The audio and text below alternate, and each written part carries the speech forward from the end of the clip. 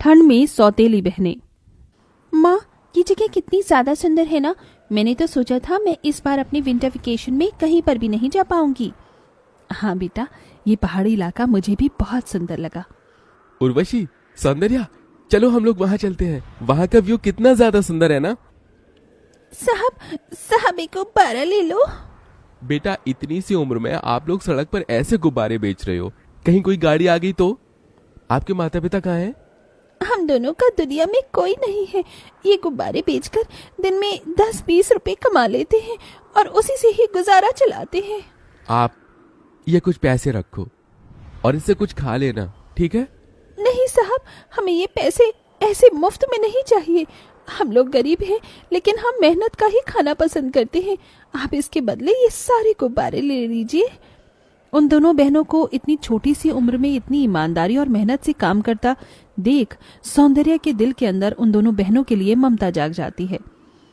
इन दोनों बच्चों का इस दुनिया में कोई नहीं है। देखिए ना, ये दोनों कितनी ज्यादा प्यारी और मेहनती हैं। क्यों ना हम इन्हें गोद ले लें। वेद को भी वो दोनों छोटी बहन बहुत ज्यादा पसंद आती हैं और वो उन दोनों बहनों को गोद ले लेता है।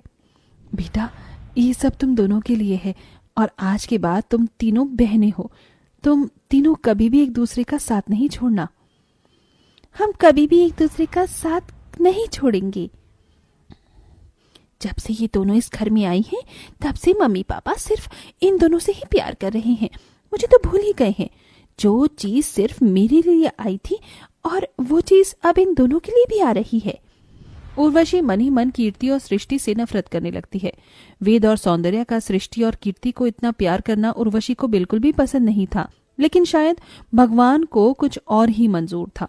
ऑफिस जाते समय सौंदर्या और वेद की गाड़ी का ब्रेक फेल हो जाता है, जिससे उन दोनों का एक भयानक एक्सीडेंट होता है और दोनों की फौरन ही मौत हो जाती है। मम्मी पापा, आप दोनों क्यों मुझे अकेला छोड़कर चले गए? आप दोनों के अलावा मेरा इस दुनिया में कोई भी नहीं है। आप दोनों कुछ बोल क्यों नहीं रहे हो? उर्वशी दीदी, देखो ना, मम्मी पापा को क्या हो गया? ये सब सिर्फ तुम दोनों की वजह से हुआ है। पहले तो तुम दोनों ने मेरे मम्मी पापा का प्यार मुझसे छीन लिया और अब मेरे मम्मी पापा को ही मुझसे छीन लिया है। मैं तुम दोनों को कभी माफ नहीं करूंगी। उर्वशी अपने माता पिता की मृत्यु का कारण सृष्टि और कीर्ति को मानने लगती है और उनसे बहुत ज्यादा नफरत करने लगती है। कीर्ति, खाना खा ले, तूने कल से कुछ भी नहीं खाया है। नहीं दीदी, मेरा कुछ खाने का मन नहीं कर रहा है। मेरी बहन थोड़ा सा खा ले, वरना मैं भी नहीं खाऊंगी। अपनी बहन के कहने पर कीर्ति जैसे ही निवाला उठाकर खाने लगती है, वहां उर्वशी आ जाती है और खाने की प्लेट छीनकर जमीन पर फेंक देती है। पहले तो मेरी मम्मी डैडी को खा गई और अब यहाँ आराम से खाना खा रही हो। घर में इतने सारे काम पड़े हैं, कौन करेगा? जाकर जल्दी से घर के सारे काम करो, वरना तुम दोनों को मैं घर से ही निकाल दूंगी, समझी? फिर इस कपकपाती ठंड में सड़क पर भटकते रहना। कीर्ति, सृष्टि उर्वशी को अपनी सगी बहन मानते थे, इसलिए वो उसकी सारी बात मानते थे। कीर्ति, सृष्टि ऐसी ठंड के मौसम में भी छोटी सी उम्र में ठंडे पानी में घर के सारे कामकाज करती हैं। ठंडे पानी में काम करने की वजह से उन दोनों के हाथों में छाले पड़ जाते हैं, लेकिन उर्वशी ये सब नजरअंदाज करती है। मैंने इनसे अपना होमवर्क करने को कहा था, लेकिन ये दोनों तो सो रही हैं, वो भी हीटर चलाकर। उर्वशी एक बड़े से बर्तन में ठंडा पानी डालकर उसके अंदर बहुत सारे बर्फ के टुकड़े डाल देती है और उसे लाकर सो रही सृष्टि और कीर्ति के ऊपर डाल देती है। ठंडे पानी की वजह से दोनों बहनें घबराकर और ठंड से कांपती हुई उठती हैं। ओ दीदी, आपने इतनी ठंड में हम पर ये बर्फीला पानी क्यों डाल दिया है? मेरा बस चलता तो मैं तुम दोनों पर बिल्कुल खौलता हुआ पानी डालती, लेकिन वो क्या है ना, गर्मी का मौसम नहीं है, ठंड का मौसम है, इसलिए मैंने तुम पर ये ठंडा ठंडा पानी डाला। अब तो तुम दोनों की आँख खुल गई होगी ना, तो चलो जाकर मेरा होमवर्क करो और मेरे लिए गर्मा गर्म कॉफी बना कर लाओ। अच्छा दीदी, मेरी तबीयत खराब है, मैं आपका होमवर्क बाद में कर दूंगी, मुझे थोड़ी देर आराम करने दीजिए। तुझे आराम करना है? अगर तू आराम करेगी तो घर के सारे काम कौन करेगा? मेरे माँ बाप को खाकर तुम दोनों बहनों को चैन नहीं मिला क्या, जो अब तुम्हें आराम भी करना है? जितना बोला जाए उतना ही करो, समझी? उर्वशी का ऐसा बर्ताव कीर्ति और सृष्टि के पास सहने के अलावा और कोई चारा ही नहीं था। दोनों ही हमेशा अपनी सौतेली बड़ी बहन के सारे अत्याचार सहती और कभी कोई शिकायत नहीं करती। उर्वशी दिन रात उन दोनों से ठंड के मौसम में ठंडे पानी से काम करवाती और कभी उन्हें गर्म चिंटे से जलाती तो कभी कभी उन्हें पहनने के लिए गर्म कपड़े तक नहीं देती।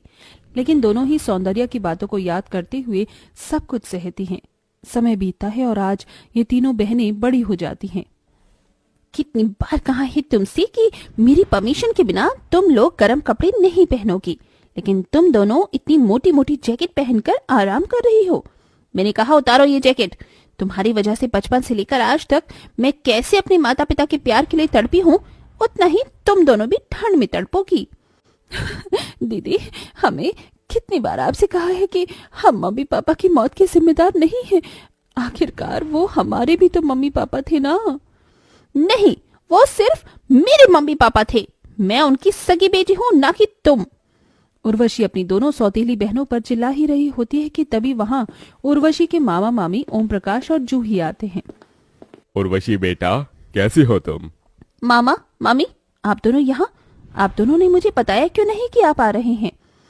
अगर हम तुम्हें बताती तो हम तुम्हें सरप्राइज कैसे देते? ये तुम दोनों यहाँ खड़ी खड़ी मेरी शक्ल क्या देख रही हो? जाओ मामा मामी के लिए नाश्ता लेकर आओ। उर्वशी बेटा, तूने अभी तक अपनी इन दोनों सौतेली बहनों को अपने साथ रखा हुआ है।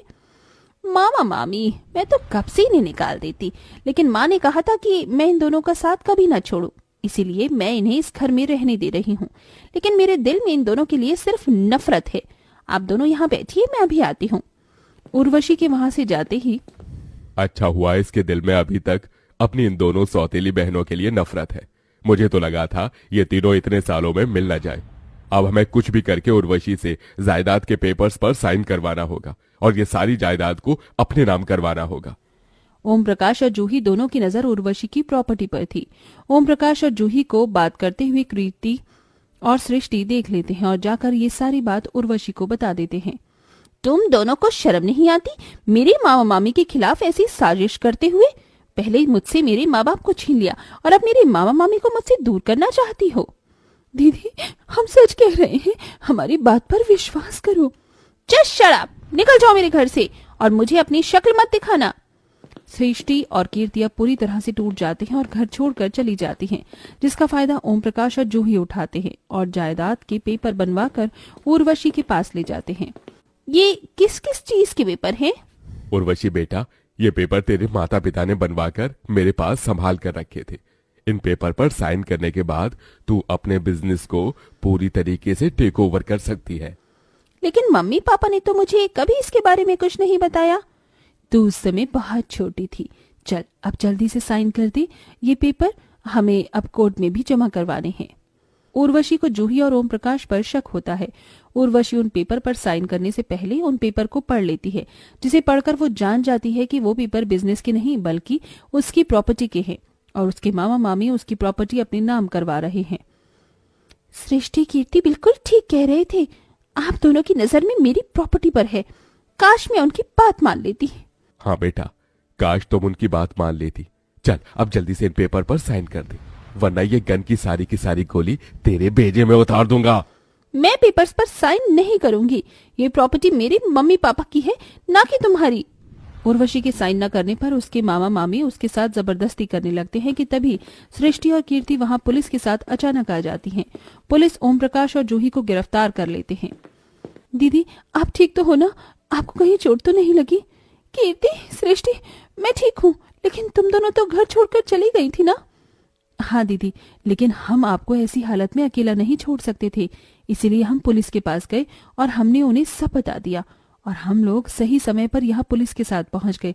अब आप इस घर में आराम से रह सकती हो। अब हम आपको कभी अपनी शक्ल नहीं दिखाएंगे। सृष्टि, कीर्ति, रुक जाओ। अगर तुम दोनों चली गई तो हमेशा के लिए घर में मैं अकेले रहकर क्या करूंगी? मुझे माफ कर दो। बचपन से लेकर बड़े होने तक तुम दोनों के साथ बहुत बुरा किया है मैंने। मम्मी पापा की आत्मा को ये सब देखकर बहुत दुख हो रहा होगा, लेकिन अब मुझे मेरी गलती का एहसास हो गया है। अपनी इस बड़ी बहन को माफ कर दो। आप हमसे माफी मत मांगिए। आपने हमें स्वीकार कर लिया, यही हमारे लिए काफी है। हमें हमारी बड़ी बहन मिल गई और हमें कुछ नहीं चाहिए।